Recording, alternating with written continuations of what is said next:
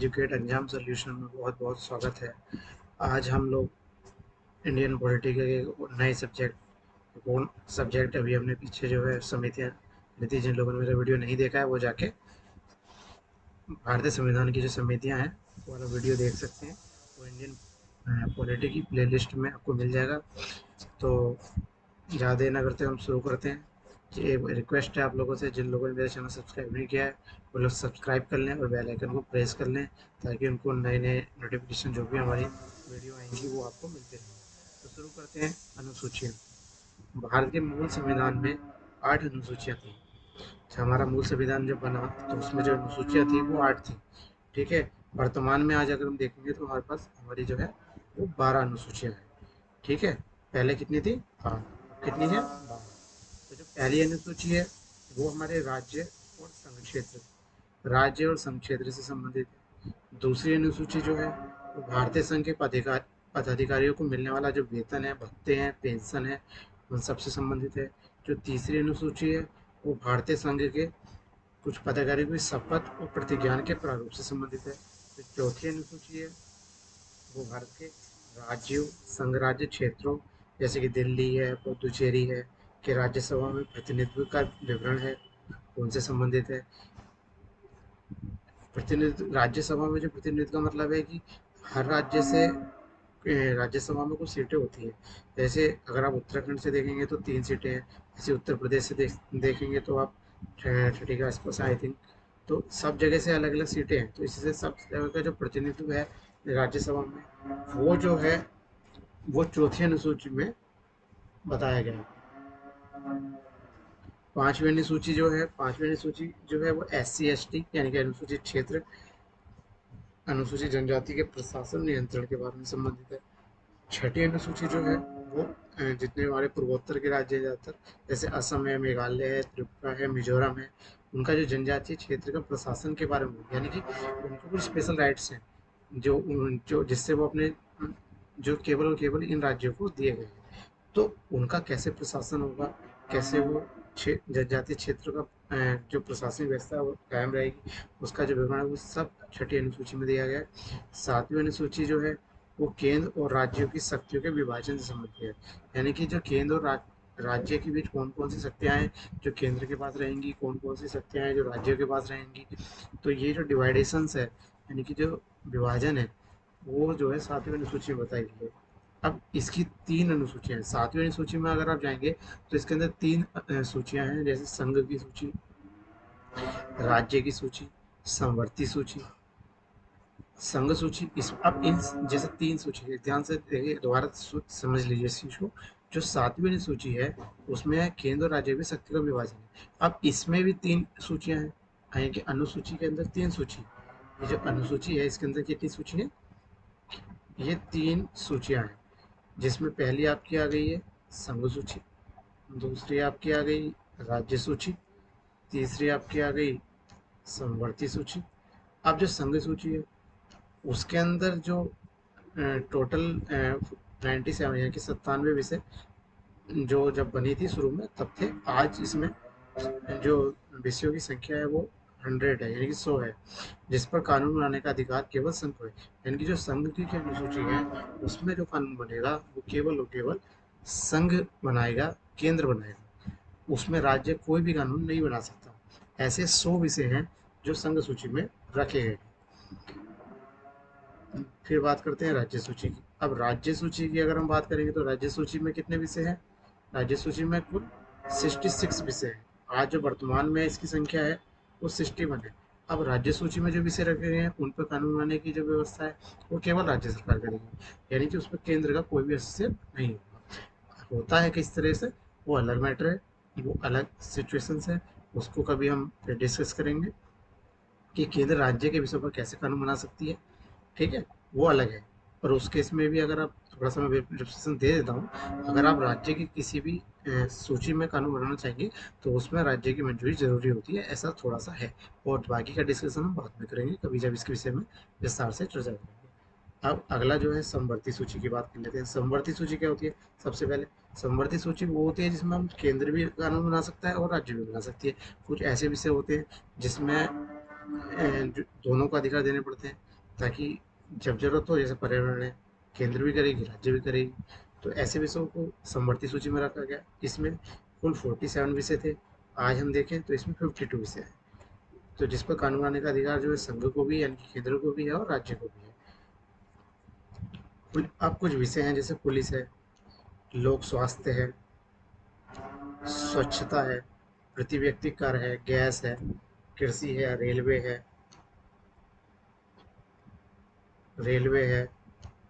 Police है, कारा कारागार यानी कि जेल है, पंचायती राज, भूमि सुधार, ये सब राज्य सूची के विषय हैं। एक बार दोबारा से देख लीजिए। जो पुलिस हो गई आपकी, देखा होगा आपने, ज़्यादा जो पुलिस होती है वो राज्य के अंतर्गत होती है।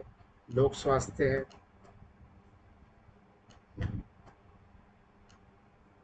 पुलिस है, लोक स्वास्थ्य है, स्वच्छता है, प्रति व्यक्ति कर है, जो हम टैक्स, जो इनकम टैक्स की बात नहीं हो रही है, कुछ ऐसे टैक्स होते हैं जो राज्य सरकार वसूलती है। स्वच्छता है, प्रति व्यक्ति कर है, गैस है, कृषि है, एग्रीकल्चर है, ये राज्य का विषय है। रेलवे है, रेलवे पुलिस है, ये रेलवे पुलिस जो जीआरपी होती है, आपने देखा होगा रेलवे के साथ कुछ पुलिस होती है जो चलती है, वो जीआरपी पुलिस होती है, और रेलवे की पुलिस होती है, उसको जो भी उसका भी वहन है वो राज्य सरकार द्वारा ही करा जाता है।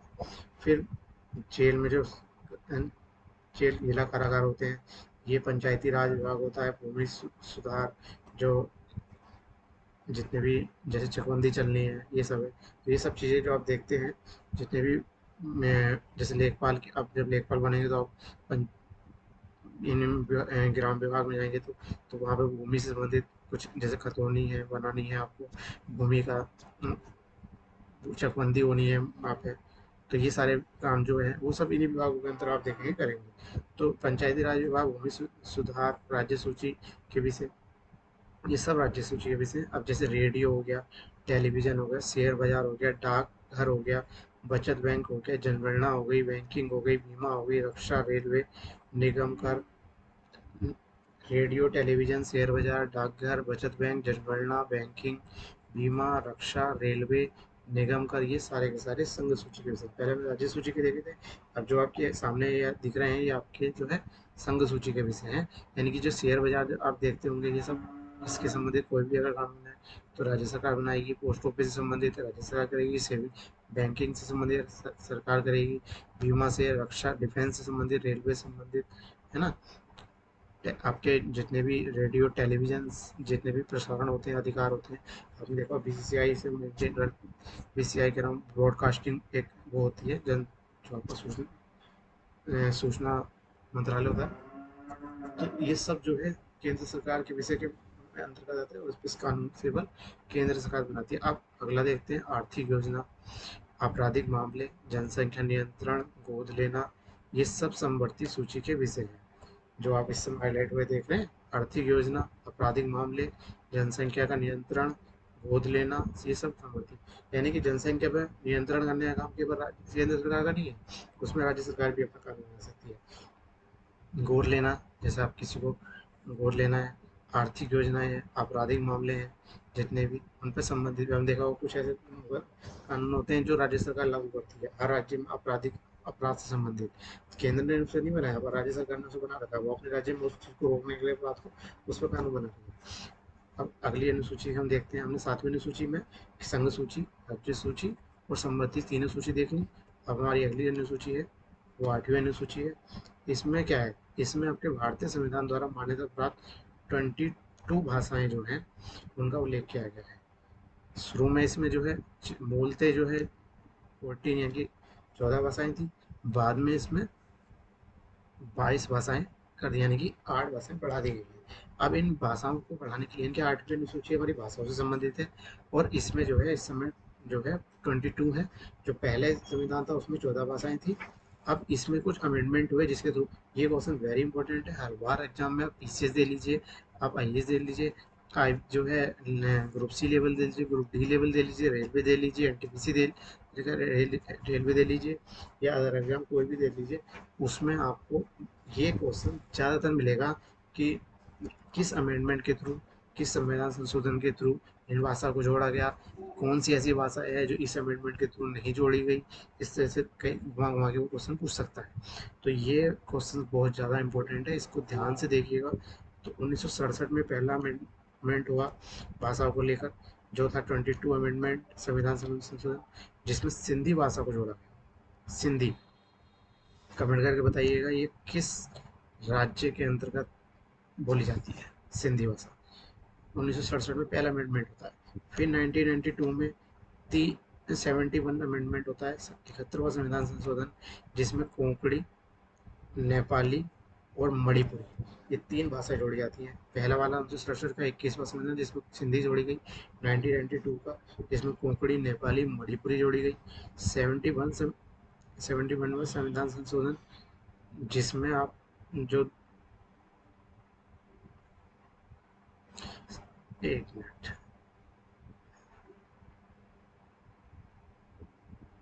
हाँ सही है, 71वें संशोधन द्वारा ही कोंकणी, नेपाली, मणिपुरी 1992 में जोड़ी गई थी।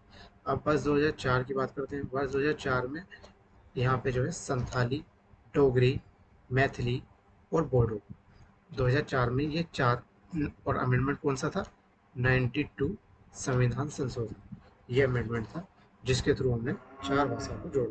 2004 में कौन सी भाषा जोड़ी, संथाली, डोगरी, मैथिली और बोडो। अमेंडमेंट कौन सा था, 92 संविधान संशोधन। मोस्ट इंपोर्टेंट है, ये वाला सबसे ज़्यादा पूछा जाता है, तो इसे आप नोट डाउन कर लीजिएगा। अब 8वीं सूची आपने पढ़ ली भाषाओं संबंधित। कितने अमेंडमेंट हुए, 3 अमेंडमेंट हुए, 21, 72 और 90, 71 और 92। पहला 21 कब हुआ, 1967 में। 71 कब हुआ, 1992 में। और 92 कब हुआ, 2004 में। पहले में कौन सी भाषा जोड़ी गई, सिंधी। फिर दूसरे में कोंकणी, नेपाली, मणिपुरी। और तीसरे में संथाली, डोगरी, मैथिली और बोडो। अब 9वीं अनुसूची पर आ जाते हैं। 9वीं अनुसूची जो थी वो विशिष्ट अधिनियम और विनियमों का सत्यापन करती है। पहला संविधान संशोधन, 9वीं अनुसूची आपके विशिष्ट अधिनियम और विनियमों का सत्यापन करती है। प्रथम संविधान संशोधन अधिनियम 1951 द्वारा संविधान संशोधन अधिनियम 1951 द्वारा संविधान में शामिल। जो 9वीं अनुसूची है, पहले मैंने बोला था कितनी थी, आपको देखिए यहाँ बताया था मैंने कितनी थी, वर्तमान में 8 थी। अब कितनी है, 12 है। यानी कि जो 9वीं अनुसूची जोड़ी गई है, जिसमें कुछ विषय अधिनियम विनियम के सत्यापन से संबंधित है, ये पहला संविधान संशोधन हुआ था 1951 में। उसके थ्रू ये 9वीं अनुसूची जोड़ी गई, और इस अनुसूची में लगभग 284 अधिनियमों को रखा गया। कितने अधिनियमों को, 284, यानी कि 284। उसके बाद 10वीं अनुसूची जोड़ी गई, ये बहुत इंपॉर्टेंट है, ज़्यादातर पूछी जाती है। दल परिवर्तन के आधार पर निहत्था के बारे में उपबंध से 10वीं अनुसूची जोड़ी गई। यानी कि जो दल बदल कानून है, जिससे कोई भी पार्टी जब वोटिंग चलती है तो कोई पार्टी का नेता दूसरी पार्टी में शामिल ना हो जाए, दल ना बदल दे, इस संबंधी एक कानून लाया गया था। और इसके लिए जो संविधान संशोधन है, ये भी पूछा जाता है। कौन सा संविधान संशोधन, 52 संविधान संशोधन अधिनियम था, 1985 में लाया गया था। ठीक है, जिसके थ्रू 10वीं अनुसूची को 52 संविधान संशोधन द्वारा जोड़ा गया, जो दल परिवर्तन के आधार पर निरंतरता के बारे में, यानी कि दल बदल कानून से संबंधित है। 11वीं अनुसूची जो है वो आपकी किससे संबंधित है, ये भी मोस्ट इंपॉर्टेंट हो जाती है आपके लिए, अगर आप ग्रुप सी लेवल का एग्जाम दे रहे हैं या पीसीएस प्रशासनिक पोस्ट की तैयारी कर रहे हैं, क्योंकि मोस्टली आपको यहीं पे काम करना होता है, इसी लेवल पे काम करना होता है। अगर आप राज्य की प्रशासनिक पोस्टों पे जाते हैं, ग्रुप सी लेवल में जाते हैं, पंचायती राज विभाग में जाते हैं, ग्राम विकास अधिकारी बनते हैं, लेखपाल बनते हैं, सब। तो 11वीं अनुसूची जो है वो पंचायतों के अधिकार, प्राधिकार और दायित्व से संबंधित, पंचायत क्या काम है, उनके क्या अधिकार, उनके क्या दायित्व है, ये सारा चीज़ बताती है आपको 11वीं अनुसूची। इसके लिए 73वां संविधान संशोधन अधिनियम किया गया था, जो 1992 में किया गया था।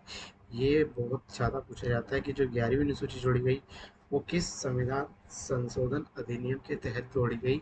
73 संविधान संशोधन अधिनियम के तहत जोड़ी गई।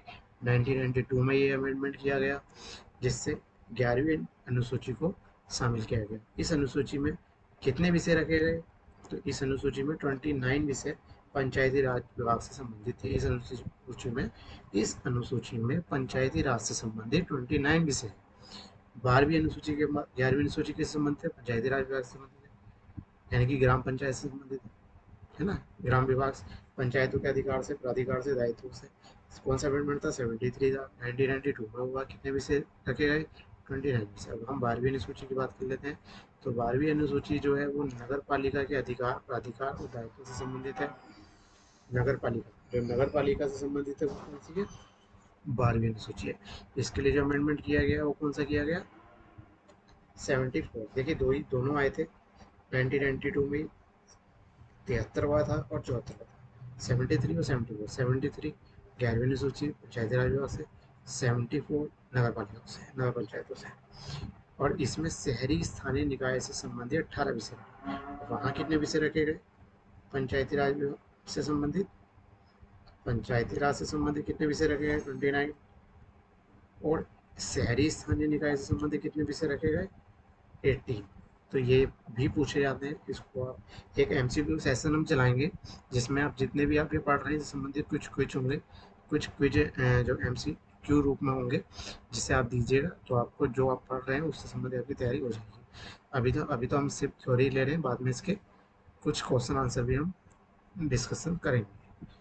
तो थैंक यू फ्रेंड, मेरे चैनल को सब्सक्राइब कर लीजिएगा और बेल आइकन प्रेस कर लीजिएगा। और प्लीज़ कमेंट करके बताइएगा जो भाषाएं मैंने आपको पढ़ाई हैं 8वीं अनुसूची से संबंधित, जो ये सिंधी है, कोंकणी है, नेपाली, मणिपुरी है, संथाली, डोगरों, बोडो, ये किस राज्य से संबंधित है। प्लीज़ कमेंट कीजिएगा। मेरी वीडियो को ज़्यादा से ज़्यादा लाइक और शेयर कीजिएगा। और आप लोग अगर हमारी हौसला अफजाई करेंगे तो हम आपके लिए ऐसी अच्छी वीडियो। और ध्यान रखिएगा, ये फ्री ऑफ कॉस्ट वीडियो मिल रही है आपको, इसके लिए कोई पेमेंट आपको नहीं देना। आपको कोई ज़रूरत नहीं है किसी और प्लेटफॉर्म पर जाके ज़्यादा से ज़्यादा पैसे खर्च करने की। अब यहाँ ये सब कुछ पढ़ाएंगे हम आपको, फ्री ऑफ कॉस्ट पढ़ाएंगे। बस आप लोगों से चाहते हैं आप हमें मोटिवेट करें, जिससे हम अच्छे से अच्छी वीडियो हम आपके लिए लाते रहें। Thank you very much.